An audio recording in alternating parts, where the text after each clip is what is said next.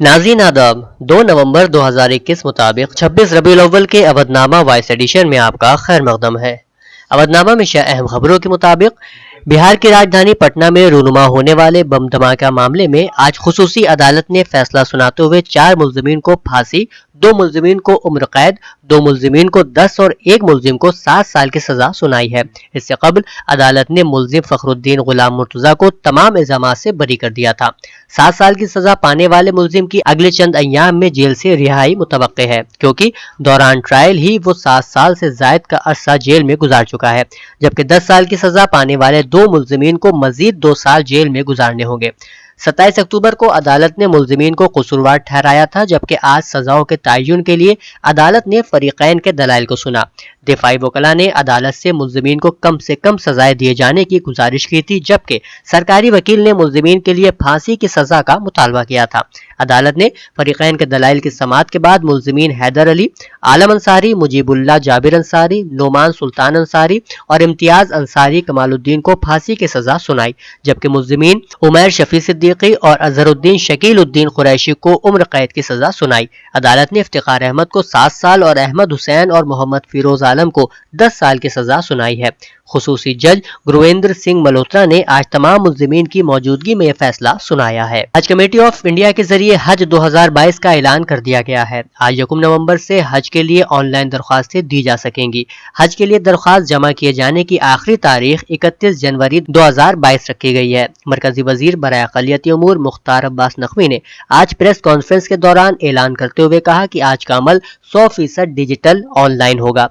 हज mobile app को upgrade किया गया है। मुख्तार अब्बास नकवी ने बताया कि हज के लिए दरख्वास्तें ऑनलाइन और जदीद सहूलियात से आरास्ता हज मोबाइल ऐप के जरिए भी की जा सकती हैं। आज़मीन हज के ख्वाहिशमंद लोगों का सिलेक्शन, कोरोना वैक्सीन के दोनों डोज लिए जाने और हिंदुस्तान सऊदी अरब की हुकूमतों के जरिए हज 2022 के वक्त तय किए जाने वाले कोरोना प्रोटोकॉल, कवायद और जवायद और पैरामीटर्स के तहत होगा। खातून वोटरों के भरोसे उत्तर प्रदेश में कांग्रेस की इंतखाबी मुहिम को पता करने की हर मुमकिन कोशिश कर रही पार्टी जनरल सेक्रेटरी और रियासती इंचार्ज प्रियंका गांधी वाड्रा ने पीर को ख्वातीन के लिए अलहदा मंशूर जारी करते हुए पुरकशिश वादों की झड़ी लगा दी।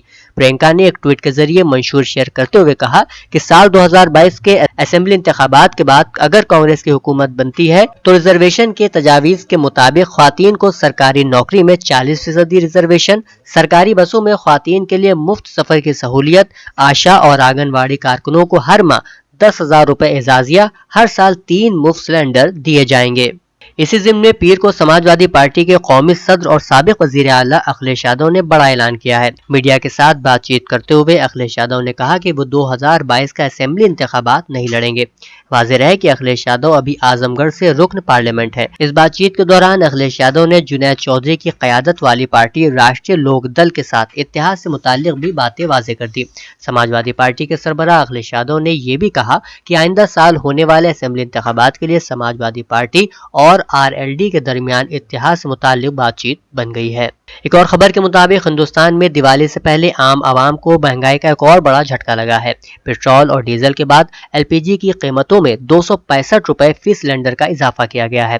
इस इजाफे के बाद दिल्ली में तजारती सिलेंडर की कीमत 2000 रुपए से तजावुज कर गई है। रोज़ा काज़मैन में अल्लामा हाफिज सैयद बेदार हुसैन ज़ैदी के 40वें की मजलिस को खिताब करते हुए आयतुल्लाह अल्लामा सैयद हमीदुल हसन ने कहा कि बासलाहियत और मुखलिस असातिज़ा हमारी इल्मी और तहजीबी रिवायतों के अमीन हैं। हमारे दौर में ऐसी शख्सियतों का वजूद समंदर में मोतियों की तरह है। जिन्हें ऐसे बुलंद पाया असातिज़ा मिल जाएं वो खुशकिस्मत अफराद हैं। उस्तादुल असातिज़ा अल्लामा हाफिज सैयद बेदार हुसैन ज़ैदी नजफी ताबसरा भी ऐसे मुखलिस असातिज़ा में थे जो मसनद दर्स व तदरीस की जीनत थे और तलबा के लिए सबब इफ्तिखार और इल्म का ठाठे मारता हुआ समंदर थे। मजलिस से पहले अल्लामा सैयद बेदार हुसैन ज़ैदी की इल्मी व अदबी खिदमात के मुतालिक उनके शागिर्द डॉक्टर मिर्जा शफीक हुसैन शफक की किताब उस्ताद मेहरबान अल्लामा सैयद बेदार हुसैन ज़ैदी ताबसरा का रस्म इजरा आयतुल्लाह अल्लामा सैयद असद रजा हुसैनी व दीगर उलमा व खुतबा के मुबारक हाथों से किया गया। अल्लामा असद रजा हुसैनी ने कहा कि डॉक्टर मिर्जा शफीक हुसैन शफक ने उस्ताद मेहरबान के उन्वान से किताब लिखकर अपने उस्ताद को बेहतरीन खिराज अकीदत पेश किया है, जिसके लिए वो तहसीन और तारीफ के मुस्तहिक है। मजलिस उलमा हिंद के जनरल सेक्रेटरी मौलाना सैयद कल्ब जवाद नकवी ने PMO और वजीर दाखिला को खत लिख कर कहा है कि त्रिपुरा में अक़लियती तबका शरपसंदों के जुल्म तशद्दुद की बुनियाद पर खौफ व हिरास में है,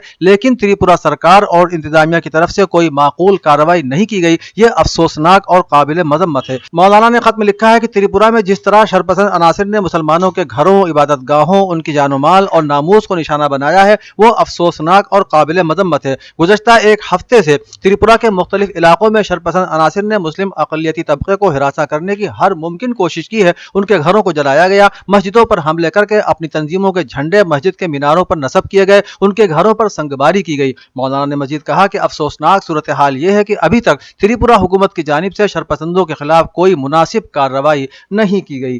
امام عیدگاہ لکھنؤ مولانا خالد رشید فرنگی محلی نے بھی اپنے ایک بیان میں تریپورہ میں ظلم و تشدد کے شکار لوگوں سے ہمدردی کا اظہار کیا۔ انہوں نے اس زیادتی اور تشدد کو نہایت بدبختانہ قرار دیتے ہوئے حکومت پر زور دیا کہ قصورواروں کے خلاف جلد از جلد کارروائی کی جائے۔ اس سلسلے میں مولانا خالد رشید فرنگی محلی نے مرکزی وزیر دفاع مسٹر راجناتھ سنگھ سے دہلی میں ملاقات کی اور تریپورہ کے حالات پر تشویش کا اظہار کیا۔ وزیر دفاع نے اسی وقت تریپورہ کے وزیر اعلیٰ سے فون پر بات کر کے موجودہ صورتحال دریافت کرتے ہوئے کہا کہ کسی کے ساتھ ناانصافی نہیں ہونے دی جائے گی۔ انہوں نے امام عیدگاہ کو اطمینان دلایا کہ وہاں کے حالات قابو میں ہیں اور کسی کے ساتھ زیادتی نہیں ہونے دی جائے گی۔ لکھنؤ یونیورسٹی میں منعقدہ پروگرام میں اتر پردیش کے chief election commissioner Ajay Kumar Shukla نے کہا کہ 1 نومبر سے 30 نومبر تک پوری ریاست میں ووٹروں کے نام جوڑنے اور ہٹانے کے لیے خصوصی مہم چلائی جا رہی ہے۔ انہوں نے بتایا کہ 1 جنوری 2022 کو جن شہریوں کی عمر 18 سال ہو جائے گی انہیں ووٹر بنانے پر مہم میں خصوصی فوکس کیا جائے گا۔ انہوں نے بتایا کہ اس دوران 7, 13, 21 اور 27 نومبر کو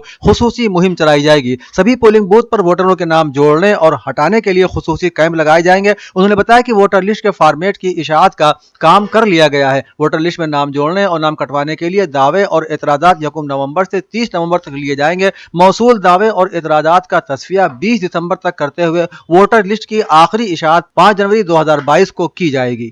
ادبی نشستوں کے ذریعے سنجیدہ ادب کی ترویج ہوتی ہے۔ ان کی افادیت اس وقت بہت مستحکم ہو جاتی ہے جب ان میں شرکاء اعلیٰ معیار کے ہوں اور اعلیٰ ظرف بھی رکھتے ہوں۔ نوجوانوں میں وہ اخلاقی جرأت ہونا چاہیے کہ بڑے بڑے لکھنے والوں پر بھی مدلل نکتہ چینی کر سکیں، اور بڑے بڑے لکھنے والوں میں وہ ظرف ہونا چاہیے کہ نوجوانوں کو انگیز کر سکیں اور اس خوف کو ترک کریں کہ اگر ان کی ہمت افزائی ہوئی تو وہ بزرگوں کو تخت سے اتار دیں گے۔ ان خیالات کا اظہار بزم وقار ادب کے زیر اہتمام محمد علی الوی کی رہائش گاہ ناز پیلس بھرت نگر میں ہونے والی ایک مخصوص شعری نشست میں مہمان خصوصی رئیس اقبال نے کیا۔ دوسرے مہمان خصوصی اسلم جاوید ایڈوکیٹ نے کہا کہ ادبی نشستوں کی تاریخ بہت پرانی ہے۔ ادبی نشستیں ادبی صورتحال کا ایک اہم حصہ ہیں، تو ادبی نشستوں کا چلن بڑھنا چاہیے۔ انہوں نے کہا کہ ادبی نشستوں کا ایک بڑا کارنامہ یہ ہے کہ ان کے ذریعے سنجیدہ ادب کی ترویج ہوتی ہے اور گمنام لیکن قابل قدر شعراء کی شہرتیں بھی بنتی ہیں۔ نشست کی صدارت معروف شاعر رحمت لکھنوی نے کی، جبکہ نظامت کا فریضہ ڈاکٹر ہارون رشید نے انجام دیا۔ جن شعراء نے کلام پیش کیا ان میں صدر نشست رحمت لکھنوی، عرفان لکھنوی، ڈاکٹر ہارون رشید، عتیق صدیقی، قمر سیتاپوری، سلیم تابش، محمد علی الوی اور حامد لکھنوی کے نام شامل ہیں۔ آخر میں میزبان محمد علی الوی نے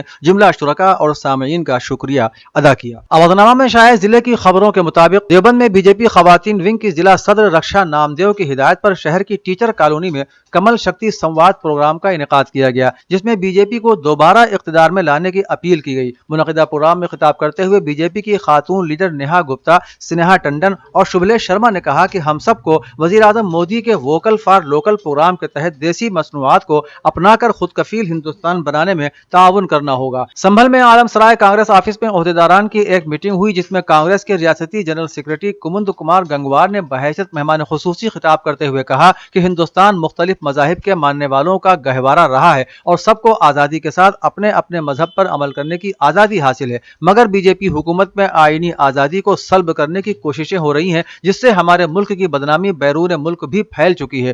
سنبھل میں کانگریس آفس عالم سرائے میں سابق وزیر اعظم اندرا گاندھی کی برسی کے موقع پر کارکنان نے انہیں خراج عقیدت پیش کیا۔ اندرا گاندھی کی تصویر پر پھول مالا چڑھا کر خراج عقیدت پیش کیا گیا۔ اس موقع پر توقیر احمد نے اندرا گاندھی کی زندگی کے مختلف پہلوؤں پر روشنی ڈالتے ہوئے کہا کہ اندرا گاندھی عظیم شخصیات میں سے تھیں جنہوں نے ہندوستان کا نام دنیا بھر میں روشن کیا۔ انہوں نے ملک کو ایسی مضبوطی دی جس کو دشمنوں نے بھی تسلیم کیا۔ اتر پردیش کے امروہہ ضلع میں ستمبر ماہ میں آبرو ریزی کا شکار ہوئی نابالغ لڑکی کی لاش اتوار کو کھیت میں نیم کے پیڑ سے پھندے پر لٹکتی ہوئی ملی۔ مہلوکین کے اہل خانہ نے آبرو ریزی کے ملزم پر قتل کا الزام لگاتے ہوئے پولیس پر بھی سنگین الزام لگائے۔ اس کے بعد حرکت میں آئی پولیس نے ملزم منو شرما، اس کی ماں وملا اور بھائی پر قتل کا مقدمہ درج کر ملزم کی ماں کو حراست میں لے لیا ہے۔ اس دوران ایس پی نے معاملے میں لاپرواہی برتنے والے انسپکٹر ستیش کمار، سپاہی راہل کمار اور سمت کمار کو معطل کر دیا۔ آوازنامہ کے جہاں نما صفحے پر شائع رپورٹ کے مطابق طالبان نے امریکہ اور دیگر ممالک سے افغانستان ترجمان میں ان کی حکومت کو تسلیم کرنے کا مطالبہ کرتے ہوئے کہا ہے کہ ایسا کرنے میں ناکامی اور بیرون ملک موجود افغان فنڈز کو مسلسل منجمد کرنے سے نہ صرف ملک بلکہ دنیا کے لیے مسائل پیدا ہوں گے۔ قابل ذکر ہے کہ افغانستان ملک کو شدید اقتصادی اور انسانی بحران کا سامنا ہے۔